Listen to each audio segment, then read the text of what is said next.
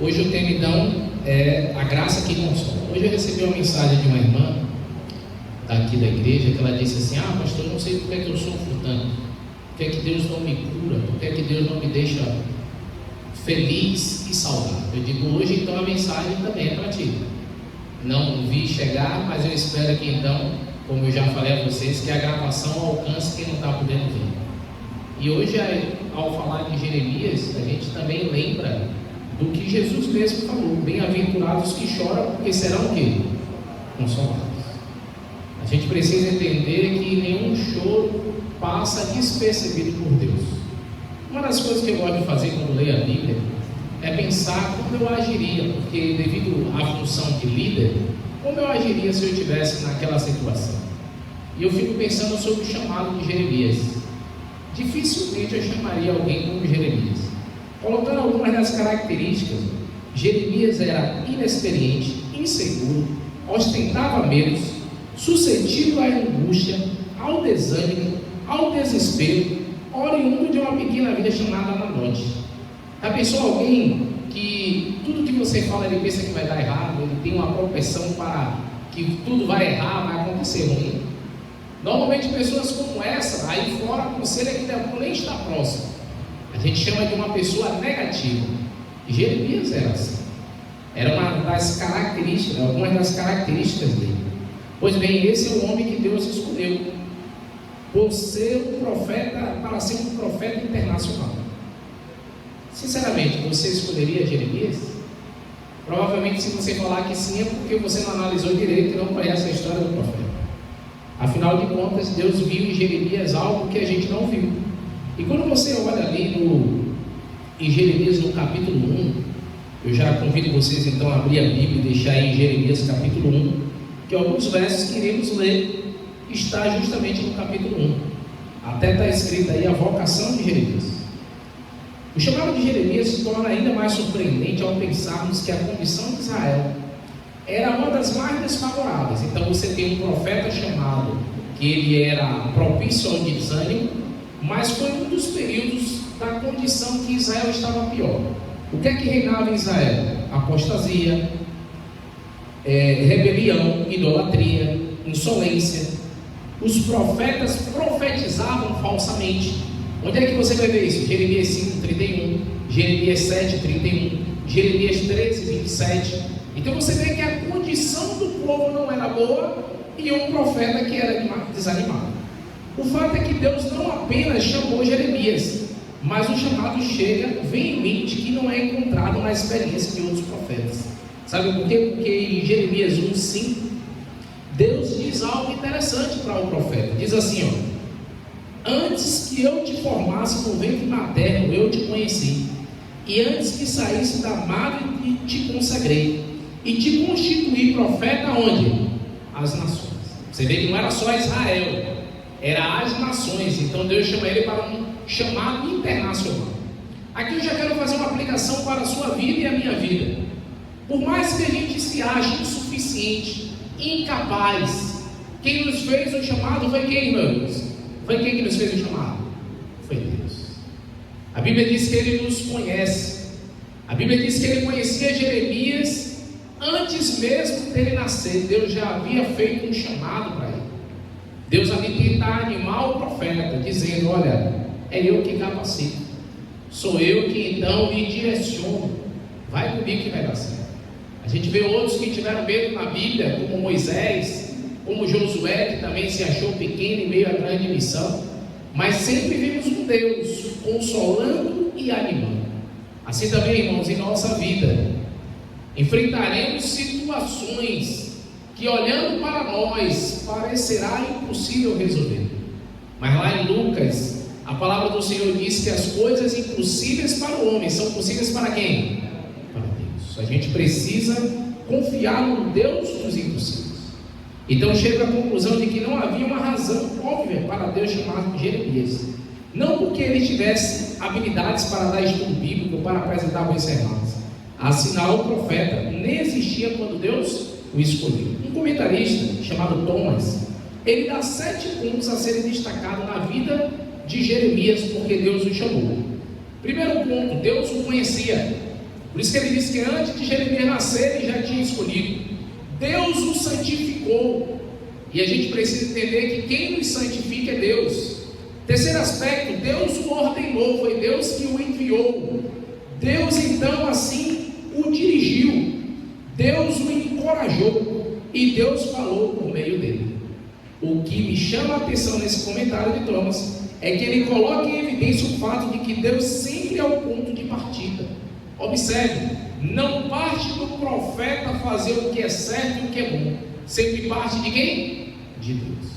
Deus o santifica, Deus o chama, Deus o consagra. É Deus que atua por meio de Jeremias. Por isso que ele conseguiu cumprir a sua missão. A gente precisa entender, irmãos, que quem renova as nossas forças é quem? É Deus. É Ele que capacita. É Ele que direciona as palavras. A gente precisa apenas se colocar em suas mãos. A nossa parte é ir. E assim Deus irá nos utilizar. Jeremias de outra forma disse, no versículo 6, a gente vê a resposta de Jeremias diante do chamado de Deus. Lembra que ele disse que ele era meio desanimado? Olha como é que ele responde aí no verso 6. Então lhe disse eu: ah, Senhor Deus, eis que não sei falar, porque não passo de uma criança. Jeremias realmente era jovem. Para um profeta naquela época, que era chamado por 40, 45 anos, os mais jovens, Jeremias tinha menos que isso. Então Jeremias ele começa agora a colocar desculpas, e desculpas que até são razoáveis em meio à missão que tinha. Em outras palavras, Jeremias estava dizendo a Deus: Senhor, honestamente falando, não acho que seja uma boa ideia esse negócio de eu ser um profeta internacional. Modéstia, falta de fé, o que estava ali no coração do profeta? Na verdade, ele conhecia a condição do povo e sabia que a tarefa não seria fácil. Em outras palavras, a dúvida de Jeremias era: por quê? Você já se perguntou isso alguma vez? Tem horas que a gente passa por algumas aflições, dificuldades, e diz assim: poxa, Senhor, por que eu? Por que não outro? Às vezes tem provações que a gente enfrenta e a gente diz assim: eu fiz tudo o que tinha para fazer. Para mim, eu lembro de uma campanha de comportagem. Eu liderei todas as minhas férias. Eu fiz um período de pedagogia, não concluí, aí consegui na época passar para teologia, e aí então eu continuei. Falando nisso, falta só imprimir os relatórios para poder formar em pedagogia. Depois de quase 15 anos, voltei, estou fazendo pelo NASP e vou concluir para a honra e glória do Senhor. Falta só entre esses relatórios aí. E aí o que acontece? Quando então eu fiz essa transição, eu liderei todas as férias de teologia. E os colegas falavam assim, os mais experientes, os que já eram formados, que sempre tem umas férias que é difícil, que Deus prova a gente para ver se a gente continua ou não. E todas as minhas férias foram boas. E aí faltava a última. Digo: oh, meu Deus, na última não. É a que eu vou para o ministério, é a época que a gente comprar um carrinho melhor, chegar lá com um dinheirinho na mão. E aí o que foi que aconteceu? Fui para as férias em Imperatriz, levei um grupo de comportores, um outro não foi, já tive um problema na passagem. Quase 10 mil reais que estava na rua e os comportores não vieram. E aí as férias não estavam boas, os comportores não estavam vendendo bem, tive problemas internos. E aí eu comecei a fazer tudo que podia da parte humana. Aí o camarada ajeita a alimentação, o camarada faz jejum, hora de madrugada, e nada funcionava. E eu parei e pensei e disse: ô Senhor, por que eu, Por que essa lição? Pela primeira vez, depois de comportar quase 7 anos, terminou umas férias eu devendo. E ali eu saí chateado, porque eu não sabia qual era o propósito de Deus. E você vai ver que Jeremias é um profeta, e assim como eu falei ontem de Davi, um profeta sincero. Ele não escondia as suas emoções com Deus. E você sabia que Deus gosta disso? Falei ontem de Davi e hoje de Jeremias, todos dois foram sinceros. Davi, no Salmo 51, ele reconheceu o seu pecado, se arrependeu. E Jeremias, ele chorou, clamou. E ali assim eu também fiz, irmãos. E o interessante é que cheguei no colégio com uma dívida, e agora tinha que pagar o colégio, a dívida, aluguel, comida. E Deus, irmãos, resumindo a história, eu tive a brilhante ideia de liderar uma campanha rotativa durante o colégio, que normalmente vende pouco, mas um amigo chegou também sem dinheiro, e ele foi numa empresa em Feira de Santana, uma empresa de limpeza, que a empresa tinha 1.050 funcionários, e ele vendeu, irmãos, para 90%, e eu consegui pagar tudo que eu precisava, não saí com dinheiro sobrando, mas consegui ali pagar tudo que eu necessitava, e Deus mostrou que eu me esforcei, chorei, trabalhei todas as férias, mas em um único ato, Deus supriu todas as minhas necessidades. Às vezes, irmãos, a gente fica desesperado porque a gente quer que as coisas aconteçam pelo nosso meio, pela nossa maneira. A gente quer que seja de acordo com o que eu quero. E Deus diz: olha, meu filho, eu vou fechar algumas portas para que você aprenda que tudo vem da onde? De mim. Você sabia que às vezes Deus faz isso? Em minha experiência cristã eu tenho visto isso, que tem hora que Deus fecha tudo, para a gente não querer criar mérito de que foi porque eu orei, foi porque eu jejuei. Tem hora que Deus vai permitir, irmão, que nada dê certo, e quando a gente se sentir humilhado, pequeno, é aí que Deus age. E sabe por que eu entendo isso, irmãos? Porque Jeremias, mesmo em meio aos seus questionamentos, ele sempre incluía Deus. Você vai ver que tem uma diferença de Jeremias e Jó, quando a gente estudar sobre Jó.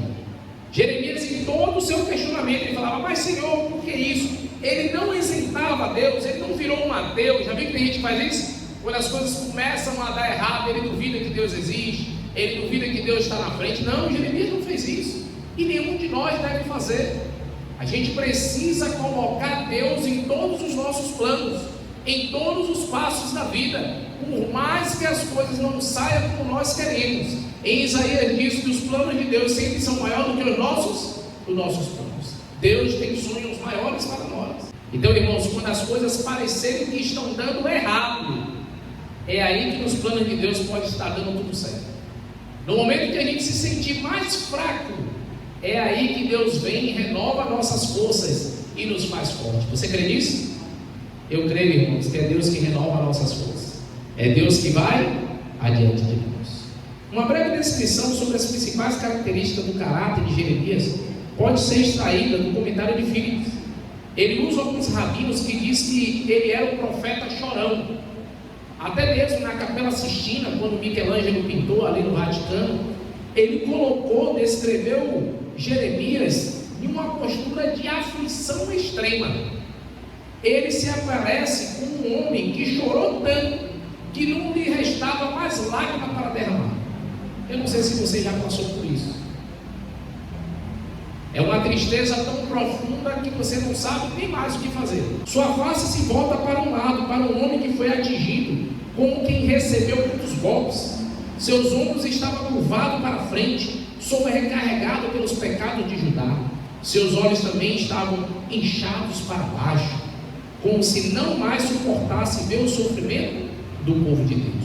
Sua mão cobre sua boca, talvez não lhe restasse mais nada a dizer.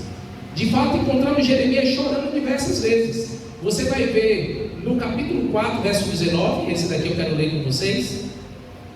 Jeremias capítulo 4, verso 19. Ah, meu coração, eu me contorço em dores, ó as paredes do meu coração se agita, não posso calar-me, porque ouves, ó minha alma, o som de trombetas, o alarido de guerra.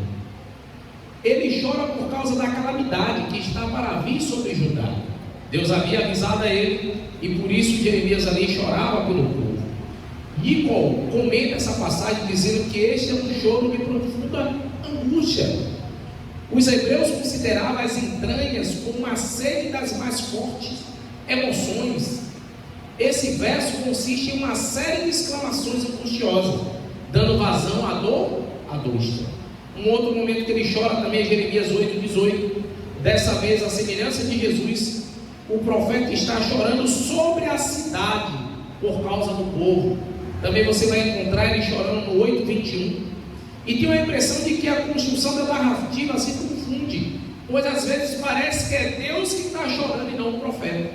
Mas na verdade, Jeremias estava ali representando a Deus e demonstrando que Deus também, ele se entristece quando nós escolhemos o pecado em detrimento da escolha dele. Jeremias, quando chora e se desespera ali, ele revela um Deus que muitas das vezes se entristece pelos caminhos que estamos escolhendo distante dele. Deus, irmãos, está com braços abertos para receber a cada um de nós, mas a gente precisa ir aos seus braços de amor. Eu penso que ao falar da graça, em um dos momentos aqui dessa semana, a gente é obrigado a falar sobre o filho pródigo, porque para mim a melhor imagem da Bíblia é o pai que corre ao filho. Eu acho que todo mundo esperaria nessa história que era o filho, depois de tanto sofrer, que iria correr, mas o filho estava com medo. E olha que o filho cresceu vendo o pai, mas não buscou ter um relacionamento profundo, por isso havia insegurança. Mas o pai correu em busca do filho porque o amava. E esse pai, irmãos, é Deus. O pai está correndo em busca de cada pecador. O pai, ele está em busca de salvar aquele que se perdeu. E por isso que cada um de nós não precisamos temer, mas precisamos entender que pelos méritos de Cristo nós temos acesso ao Pai e é nos concedida a salvação eterna em Cristo Jesus. Você crê nisso? O texto ainda continua, que diz o seguinte: se existe uma lição que podemos aprender do livro de Jeremias, é que o pecado causa sofrimento, que este é um mundo de lágrimas, que aqui precisamos sepultar pessoas que amamos. O sofrimento faz parte do nosso dia a dia, irmãos. Por isso que a Bíblia chega a dizer: cada dia abaixo do seu. Se a gente termina um dia sem ter tido notícias tão graves de ruim, sem ter acontecido alguma calamidade, a gente tem que agradecer, porque a Bíblia diz que o mundo vai de mal ao quê? A pior. Cada dia a tendência é o quê? Piorar. Ellen White diz que há muitas pessoas a quem a esperança abandonou. Muitos perderam a coragem. Falaram de palavras de ânimo. Orai por eles. Aos que necessitam do pão da vida, deles a palavra de Deus. Há muitos enfermos de alma, os quais nenhum bálsamo terrestre pode alcançar, nem médico levar a cura. Orai por essas almas. Levai a elas a quem? A Jesus. Isso está em Patriarcas e Profetas, na página 361. Olha, irmãos, uma coisa que eu li em um dos livros que li esse ano de Ellen White, ela diz o seguinte, no Mente, Caráter e Personalidade: muitas das doenças que a mulher tem, ela pode ser curada pelo amor do marido. Olha que forte isso. A mulher está triste, está enferma, o marido vem, consola, anima. E agora ele vai e chega com esse texto e diz: olha, tem muitas pessoas aí desanimadas que remédio não vai resolver, e nós devemos ir a elas e levar o quê? O pão da vida, orar por elas, animá-las. Deus também, irmãos, quer nos usar para que possamos levar uma palavra de ânimo para as pessoas que vivem neste mundo. Porém, irmãos, qual é a diferença de levar essa palavra para os coaches da atualidade? É porque na visão deles é que você pode alcançar uma perfeição, você é o melhor, e eles te dão ali uma visão igual como o pai ilude a muitas filhas que ela é uma princesa, é assim? E aí às vezes quando ela vai para a vida, ela descobre que não é tão princesa assim. E a nossa verdade, irmãos, que a gente leva um pouco diferente, é porque a gente vai chegar para elas e dizer: olha, eu sei também o que é sofrer, eu conheço a dor, mas mesmo em meio à dor, eu conheço um Deus que me ama, tem me curado e me ajudado. Lembre-se, a palavra graça, uma das traduções dela, como eu disse no domingo, é regozijo e alegria. Todos nós temos um ente querido que já perdemos. Então nós temos uma palavra de ânimo a alguém que perdeu um ente querido? Devemos ter. Agora, se há uma ferida em nosso coração que ainda está machucando, porque a gente não conseguiu receber esse perdão de Deus, porque a gente bloqueou, porque a gente não conseguiu apagar as dores, eu preciso pedir sinceramente a Deus que me cure, Porque, irmãos, a coisa mais importante que nós temos nesse mundo é o nosso testemunho. Muitas pessoas que chegam até nós, elas querem ver a nossa reação em meio aos problemas da vida. Em meio a esse sofrimento, irmãos, Jeremias questiona.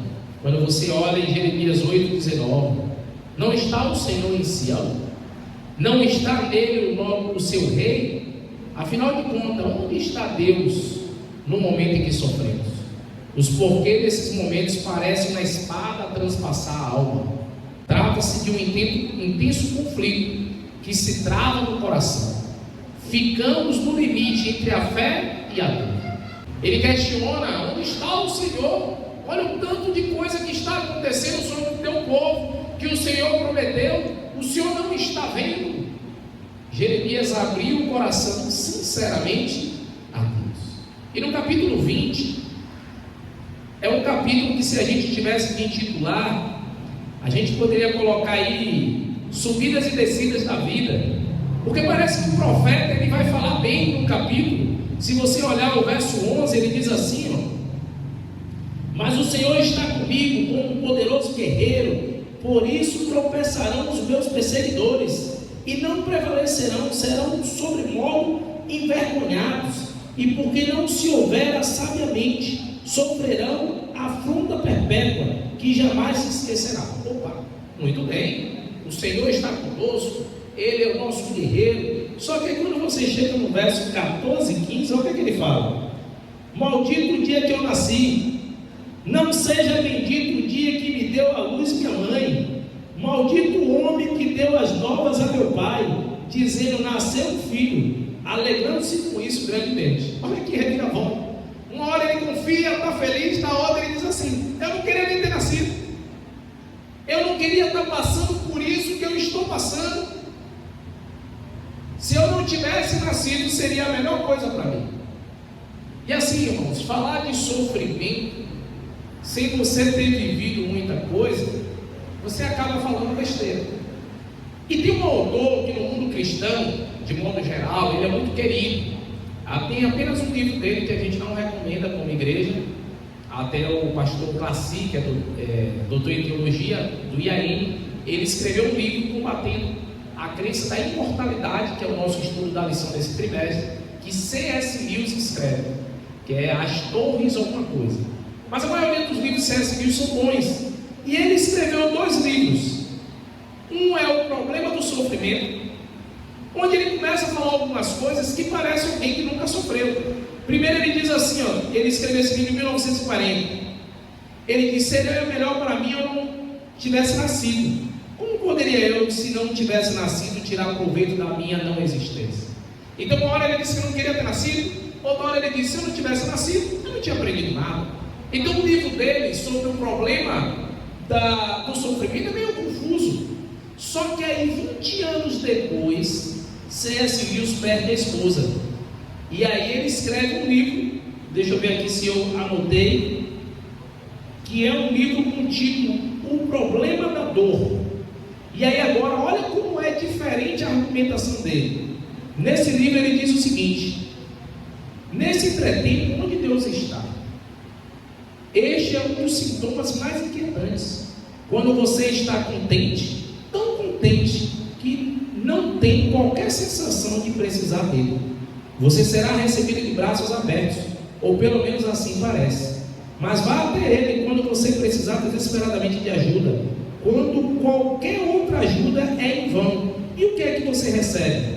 Uma batida na porta na cara, e o som vindo do dentro, de passar uma tranqueta na porta, e depois mais uma outra. Depois disso, o silêncio. Não adianta aguardar. Quanto mais você espera, mais enfático se torna o silêncio. Triste isso, né?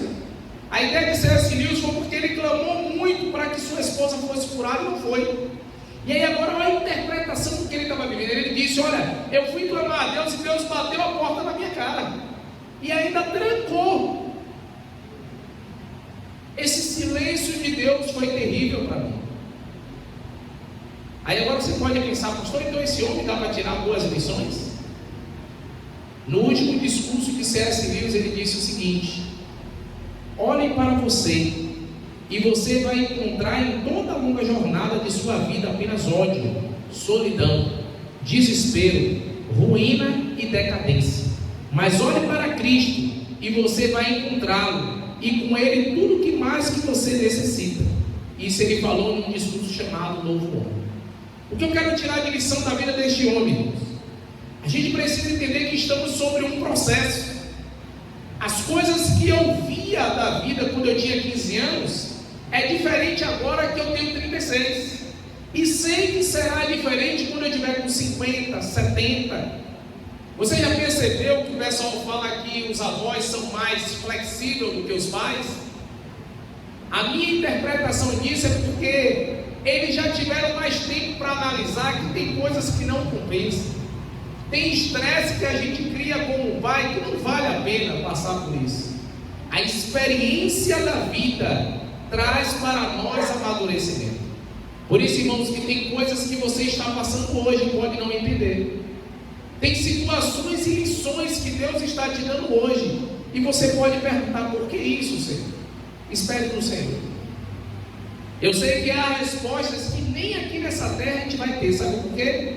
Porque tem muita coisa, amigos, que nós vamos ter que crer pela fé, para que assim a verdade de Deus se cumpra em nossa vida. A Bíblia deixa claro que a fé vem pela palavra, por ouvir, por ler a palavra. E quanto mais eu leio e me aprofundo, mais isso me gera confiança. Mas, queridos, em meio às aflições da vida, não se desespere. Creia no Senhor e confie nele. Porque agindo Deus, quem impedirá? Mais do que qualquer outro personagem bíblico, Jeremias disseca suas emoções. Ele não esconde nenhum detalhe. Ele dá forma aos sentimentos, pondo em relevos.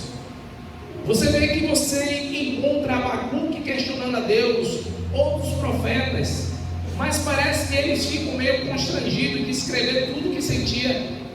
Já Abacuque não, ele dá detalhes do seu sofrimento, do seu choro, do seu lamento.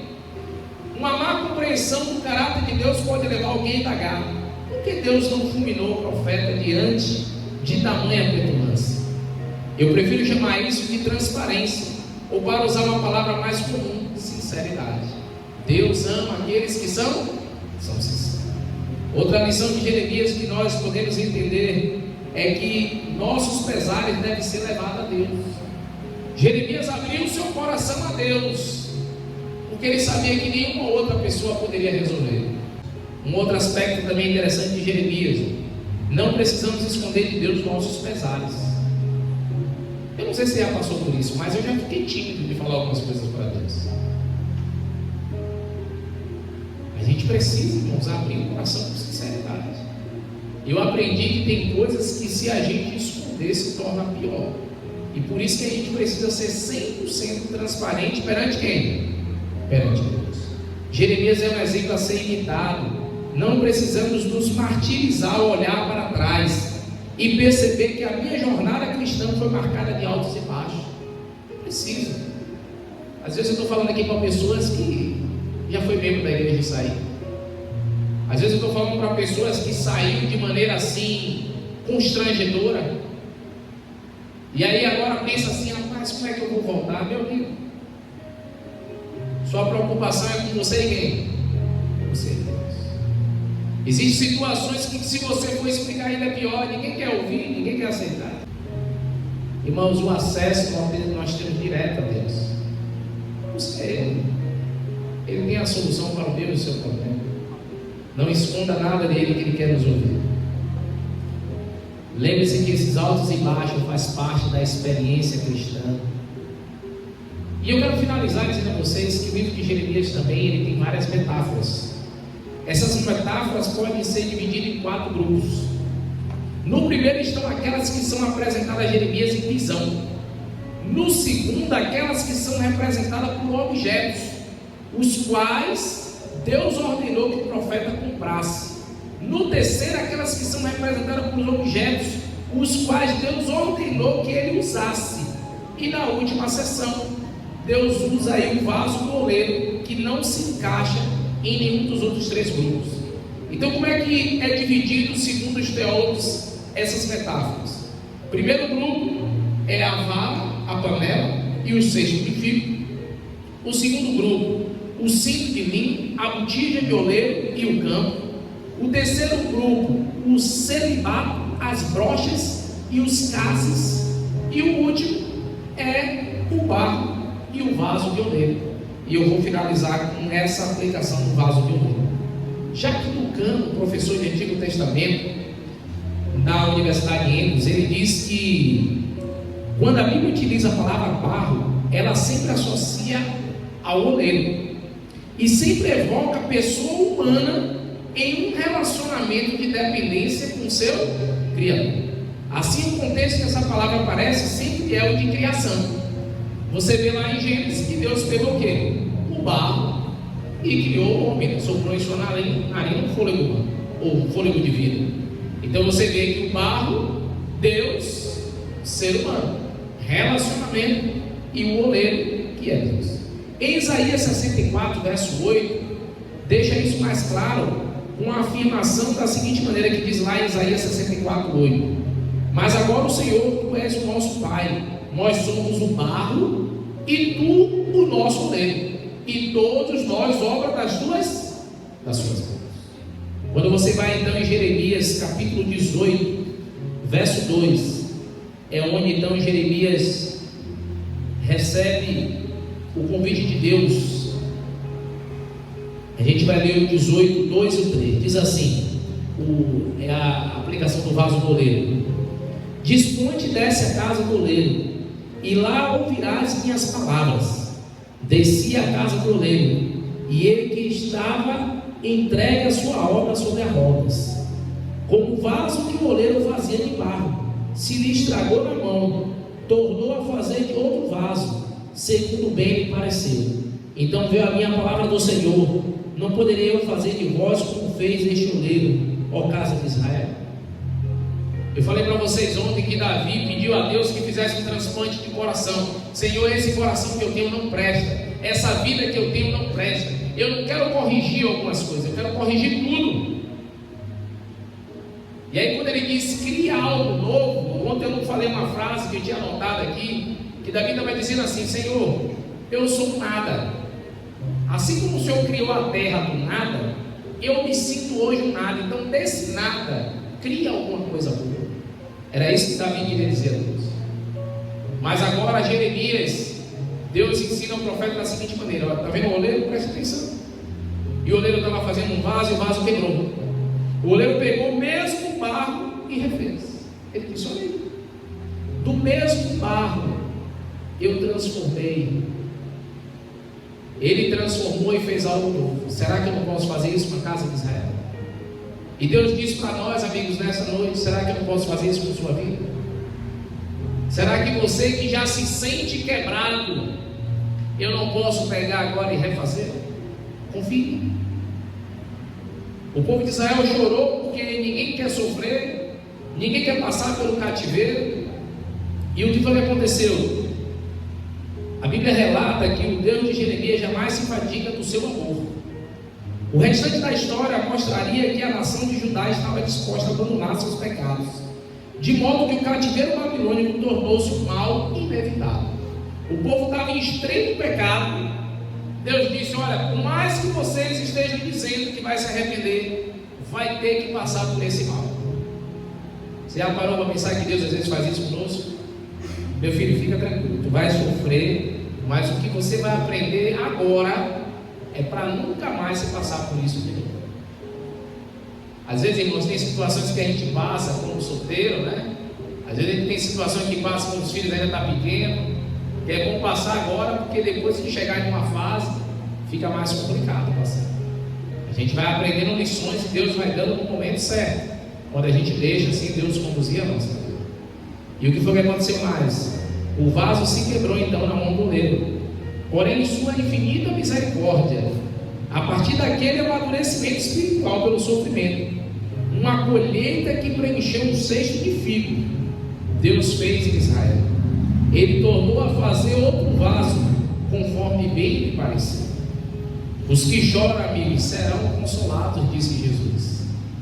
Nos momentos que choramos, esse ou outros choros, podemos estar seguros de que a graça nos consola. Jesus chega até nós, irmãos, em meio ao nosso desespero, e Ele diz: a minha graça te basta. Há um hino conhecido nosso, que diz: na mão do oleiro me entrego inteiro, para ser o quê? Quebrado e refeito. Você quer dizer isso ao Senhor nesta noite? Senhor, quebra a minha vida e faz-a de novo.